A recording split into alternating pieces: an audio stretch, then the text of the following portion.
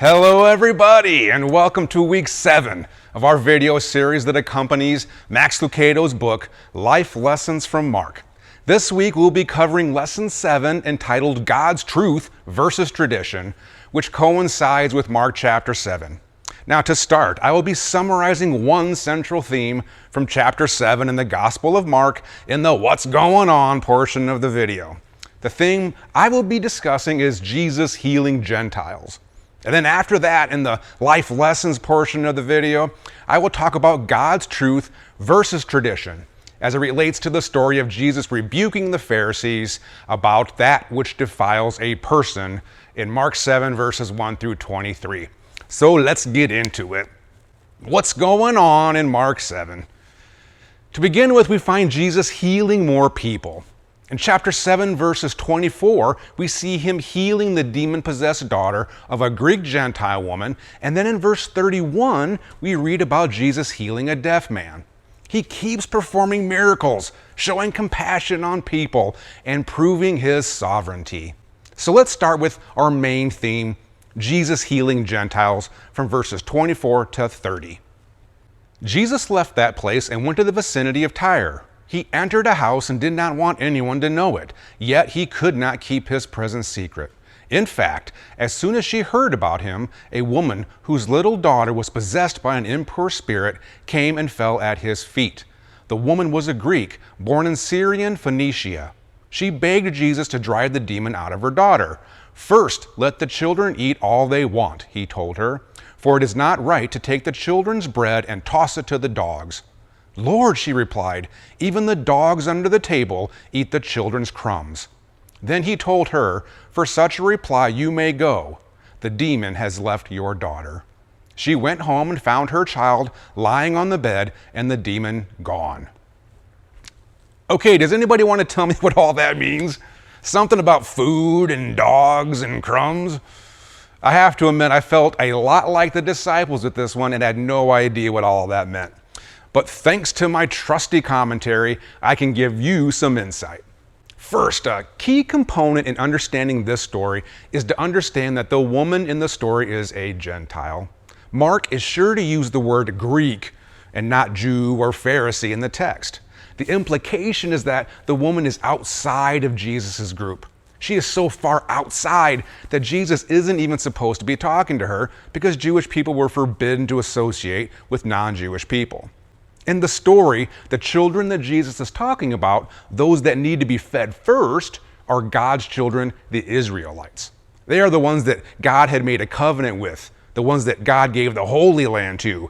And Jesus' ministry was primarily aimed at God's chosen people and not the non-believing Gentile dogs.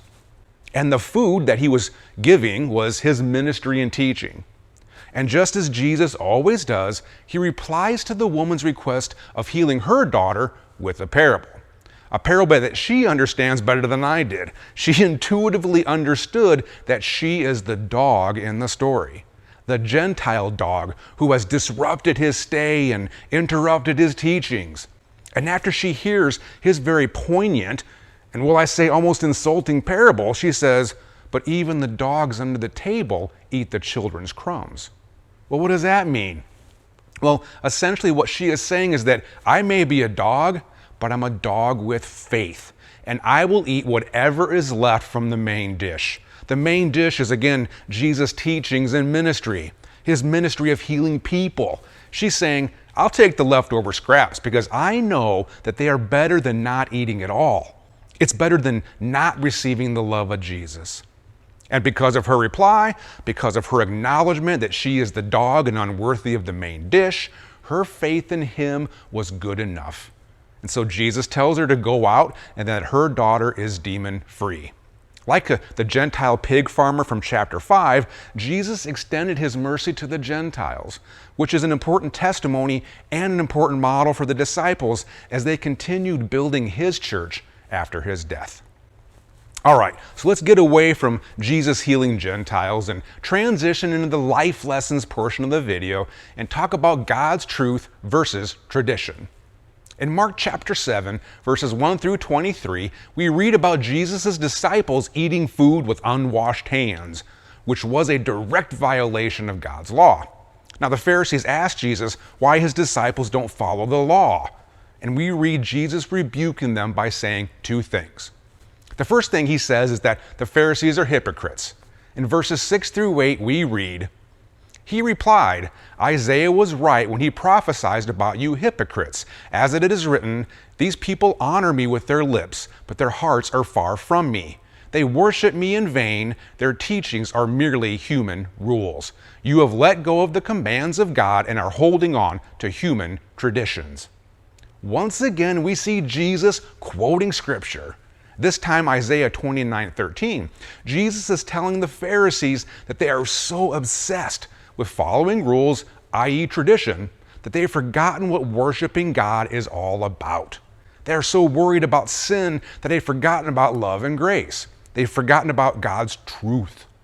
Then the second thing that Jesus talks about is what defiles a person. This is the life lesson that Max Lucado talks about in his book and comes from Mark 7, verses 14 through 23. Again, Jesus called the crowd to him and said, "Listen to me, everyone, and understand this. Nothing outside a person can defile them by going into them. Rather, it is what comes out of a person that defiles them." After he had left the crowd and entered the house, his disciples asked him about this parable. "Are you so dull?" he asked. "Don't you see that nothing that enters a person from the outside can defile them? For it doesn't go into their heart, but into their stomach, and then out of their body." In saying this, Jesus declared all foods clean. He went on, "What comes out of a person is what defiles them. For it is from within, out of a person's heart, that evil thoughts come, sexual immorality, theft, murder, adultery, greed, malice, deceit, lewdness, envy, slander, arrogance, and folly.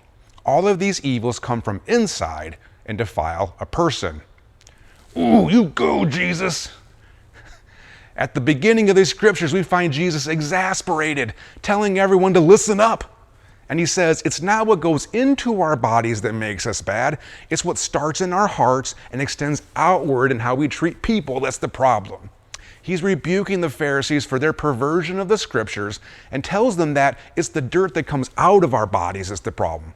It's the greed and the malice and the envy and the arrogance, etc., that's the problem. The dirt in our lives is not eating with dirty hands. It's the dirty sin in our lives. Jesus lays down the truth that loving others is more important than following ceremonial laws. That treating people like family is more important than keeping the commandments, because as we all know, we're human and fallen, and unfortunately, we're missing the mark. Jesus is saying that God's truth, loving God with all your heart, soul, mind, and strength, and loving your neighbor as yourself, is more important than the tradition of washing your hands before a meal. Well, that's it for Lesson 7 from the Life Lessons of Mark.